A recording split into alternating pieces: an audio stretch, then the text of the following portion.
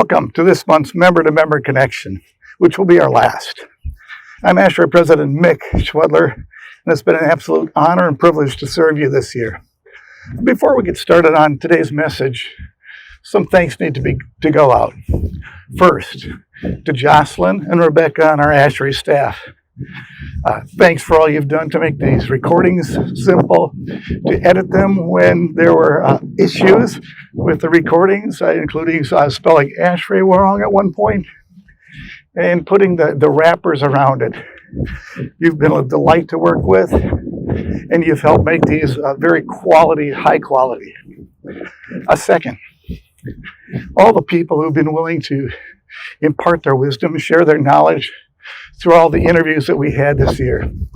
Thank you from the bottom of our hearts for once again sharing your thoughts, sharing your ideas, and sharing your wisdom with the rest of our members. And now to today's topic. It really began in April of this year. I'd been reached out to by the La Crosse area chapter, my home chapter, and asked to speak at our 50th anniversary celebration. And I asked what the topic should be. They said, well, talk about what you've done in your involvement at ASHRAE. And I said, and for how long? They said, an hour after dinner. I went, ooh, that sounds kind of boring. So instead, after thinking about it and working with them, I asked if I could share some reflections from this year. So we're going to be taking some of the reflections from that evening and sharing them with you today. The first topic is to understand ASHRAE's breadth. The numbers are simple. They're impressive, but simple. We have more than 51,000 members, 199 chapters, and in more than 130 countries throughout the world. But that just begins to scratch the surface of our breadth. The technical capabilities of people in our industry and in our society are absolutely amazing. They span so many subjects: keeping people safe and healthy, making buildings sustainable. How do we keep vaccines cold? We have these 4 things that we call handbooks that are basic textbooks for all the information in the entire industry. But again, that's just the surface. Beneath that, we fund our own research. We make that available freely to our members. We put together educational materials so people can learn. And this is done through society, but then it's delivered through our chapters, through our grassroots. So we don't just have 51,000 members, we have 51,000 volunteers who work throughout the world and do different things in order to collectively have an extraordinary global impact. So if you have a passion for anything in the industry, there's a place within ASHRAE for you to serve that passion from the standpoint of helping other people grow, of learning the soft skills, leadership, organizational skills, conflict resolution, and things like that. The breadth is absolutely astounding and breathtaking. So as you're thinking about things, if you want to get involved and it doesn't look like there's a place, ask. I'm positive there's a place for you to serve and a place for you to have that impact that you want to have to make a difference in the world. Next subject. It's a two-way street. A lot of times we as ASHRAE try to find out how can we get employers to support their employees to be more involved? How can we get more people to give funds for research, for activities, and for sponsorships? But the reverse of that is, what do we bring back?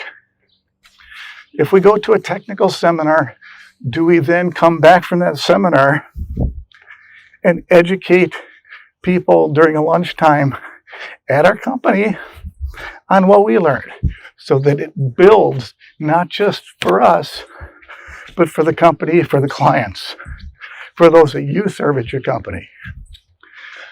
When you learn those soft skills, how does that help you be a better leader, more beneficial to your company? So as we're going through and getting support, let's make sure that we're thinking about how can we acknowledge and thank those who are supporting us, but even more importantly, how can we make sure that we're giving back so that their business, whether it's philanthropy, research, whatever it happens to be, we are adding benefits and we are adding value within the particular business rather than just being technical folks. So as you're thinking about it, how do we make sure it's a two-way street? The third one is be careful, sort of. I think of this as a boomerang. I'm kind of slow sometimes, and I don't see the boomerang coming, so I'm going to share a story from 1994. Our group started to get questions, and as we investigated those questions, we found some things had changed. And there was a reason we're getting the questions now where we hadn't in the past. So I went to my boss, Bill, and I said, Bill, this looks really important. We should discuss and talk with other folks. He said, well, let's talk to the vice president we work for. So we had a meeting with Tom, the vice president, and I laid it out. ASHRAE has a standard called 90.1, our commercial building standard. And the Energy Policy Act of 1992 required all states to upgrade their energy codes to be at least as stringent as 90.1. So basically, it became the law of the land. And I laid this out, and then I said those fateful words. Somebody at our company needs to be involved in this. And the vice president leaned forward in his chair and said, you're right, Mick, somebody does. Well, that boomerang hit me right in that forehead so quickly. It was a lot of work. I won't say it wasn't. They provided support. But in addition to the work done by SSPC 90.1, I had a huge opportunity to meet global knowledge and subject matter experts, not just in HVAC, in lighting, in building envelope, in compliance. So what I would do at the meetings, rather than sitting in the same place every time, I'd sit in a different part of the table and learn from the different subject matter experts in the different categories.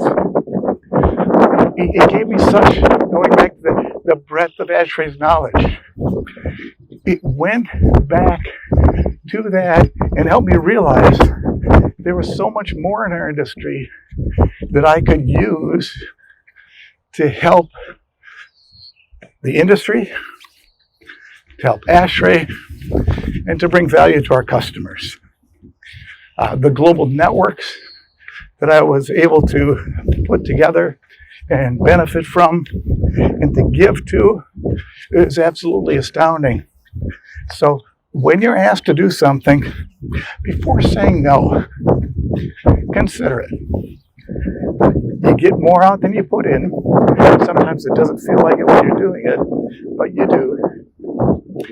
And the value that you can bring back to your company and to the industry really is tremendous. Our second to last category is make a difference. Have that impact. That's why we're all doing this. We like to solve puzzles.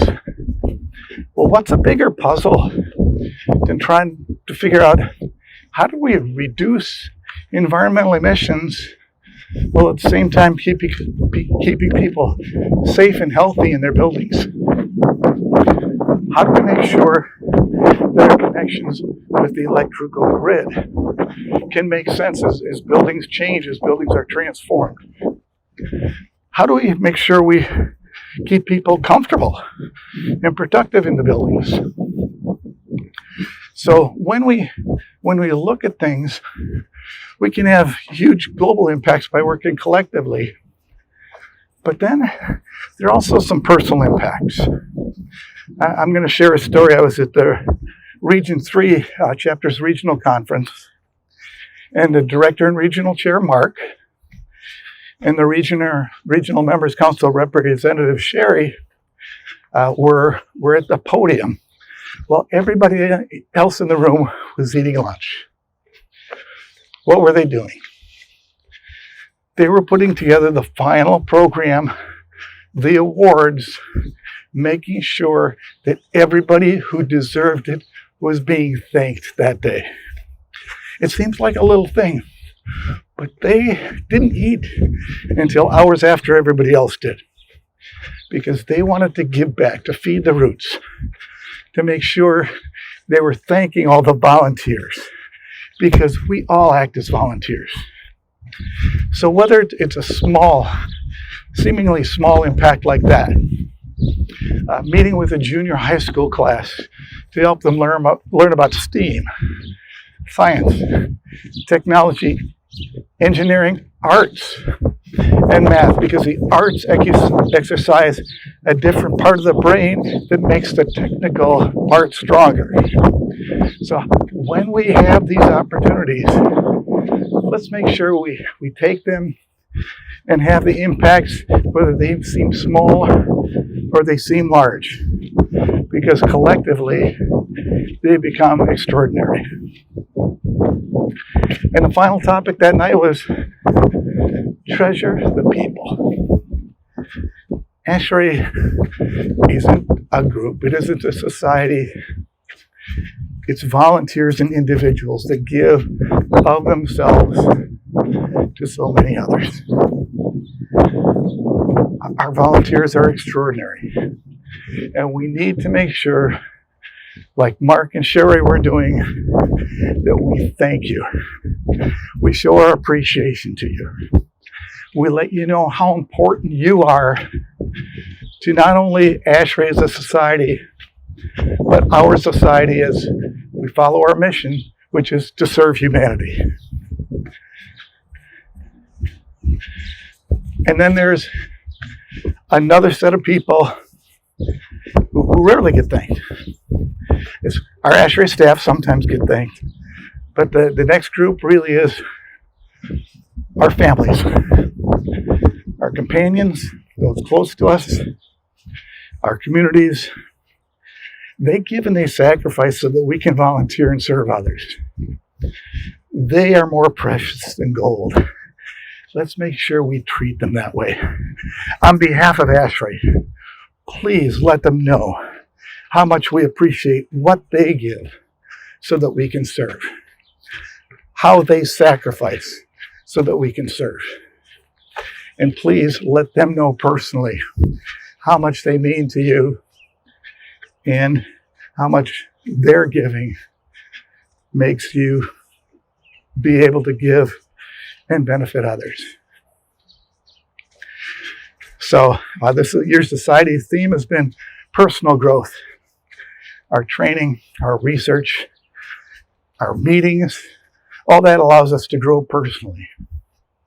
Our global impact. Our industry's never been more relevant. We've never been more essential. I've never been prouder to be in the industry. And then feed the roots. As we give back and help others grow, as we nurture them, we're feeding the roots. It's been an honor to serve this year. This is ASHRAE 2021-22 President Mick Schwedler signing off.